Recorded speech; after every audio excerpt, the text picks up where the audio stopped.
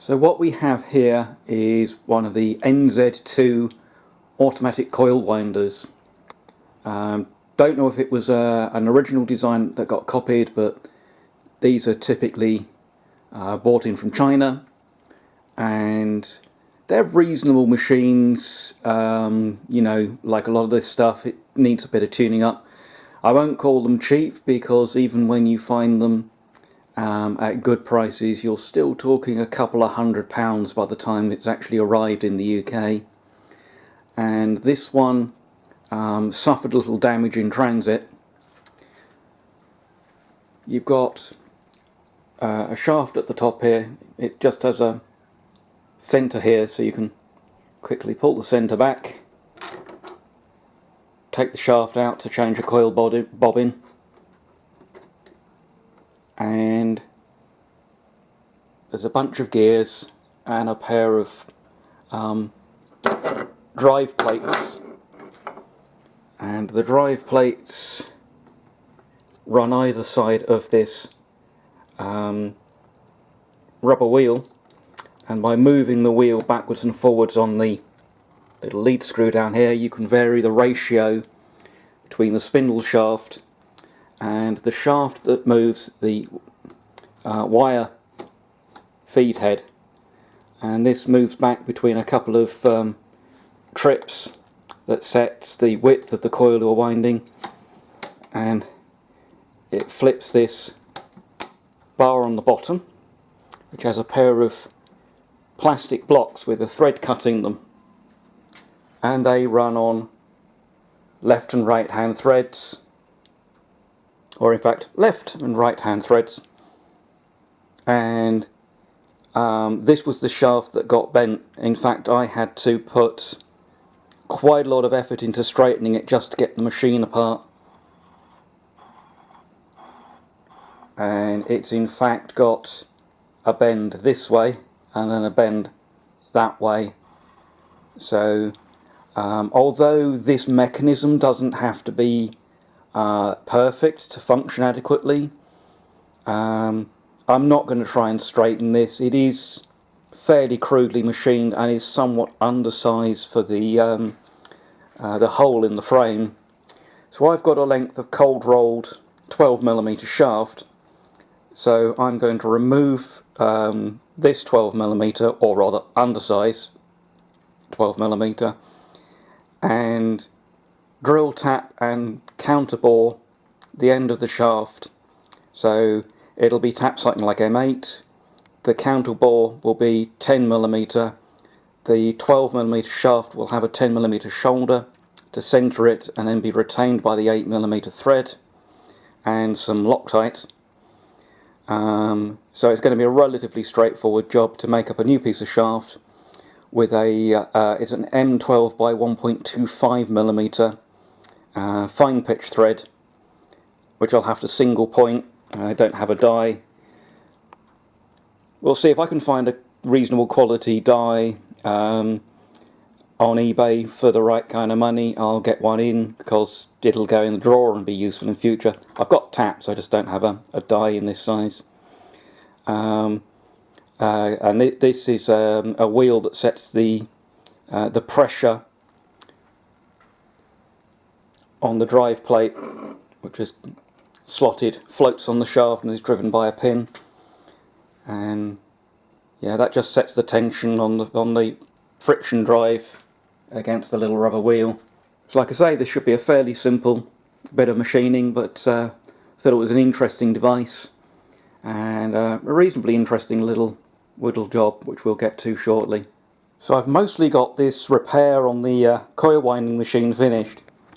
I just cut or used the parting tool to remove the old, rough and very bent shaft, and I drilled and tapped the shaft M8 and then counterbored it to 10mm.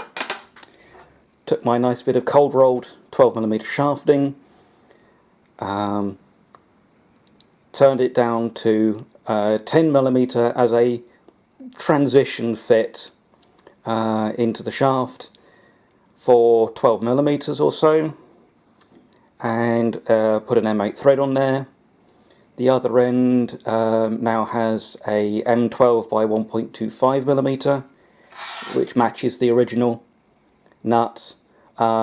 Didn't really need to be the fine pitch thread, I think, but I have the taps in the storage rack, but I didn't have a matching die, so it was a good excuse to buy one, so that I've got both taps and dies in that size.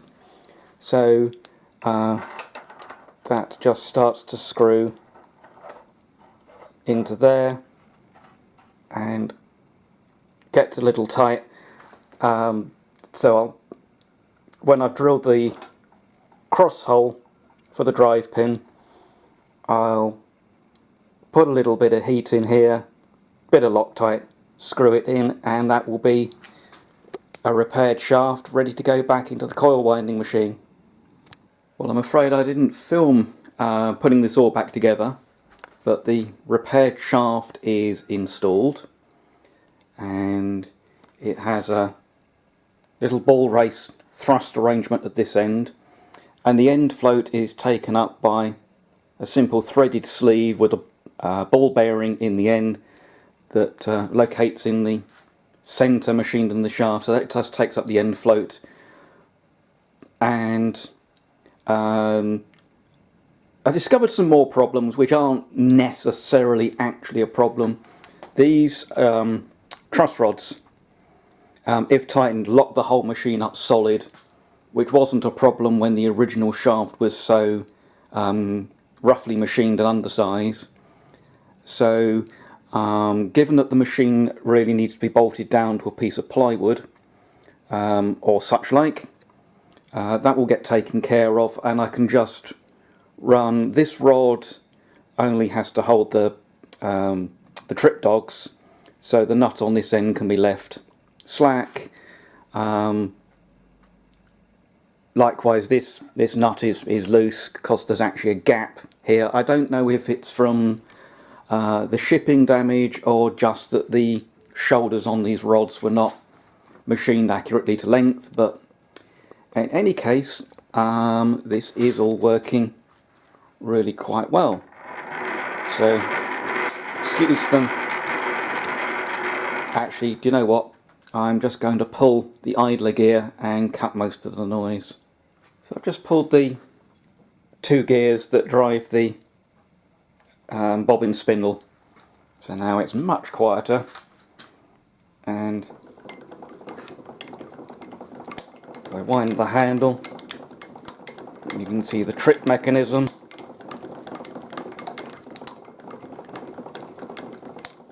So obviously I can move the trip,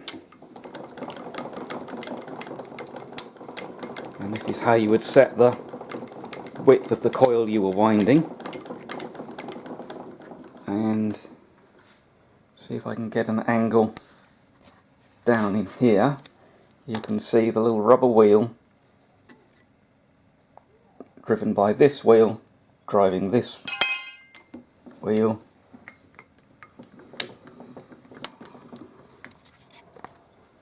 And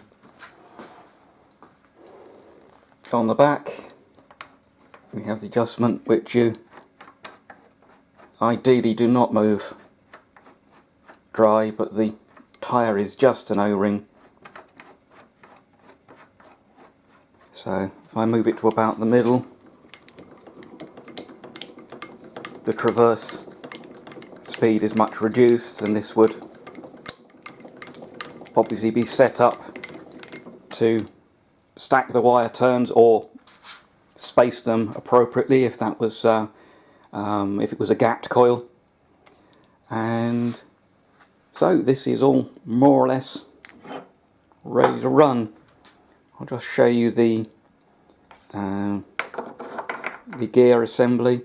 So that's normally retained by a circlip, which I'll leave off for now, and this gear can be fitted this way round, so that this shaft is just using this as an idler gear and driving the bobbin, or alternatively it can be fitted this way round for compound gearing, and you get a much higher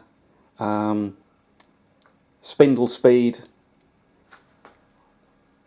to the traversing spindle, so that you can get a wider range of wire spacings. So overall, that was a fairly simple and successful repair.